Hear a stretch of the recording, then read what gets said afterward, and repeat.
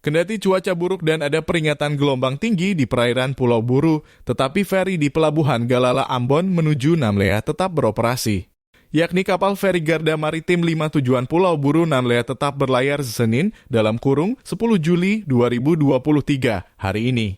Hal ini disampaikan langsung oleh Syah Bandar, pembantu pelabuhan penyeberangan Galala, Rifai Ibrahim kepada tribunambon.com Senin dalam kurung 10 Juli 2023.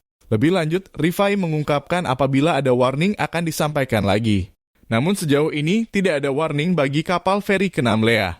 Sedangkan dari pantauan Tribun Ambon di Pelabuhan Galala pukul 12.30 waktu Indonesia Timur, terdapat beberapa sopir yang sedang memasukkan kendaraan ke dalam kapal. Sementara di bagian loket terpantau ada beberapa orang yang sedang mengantri untuk membeli tiket. Untuk diketahui, BMKG mengeluarkan peringatan dini gelombang tinggi di perairan Maluku.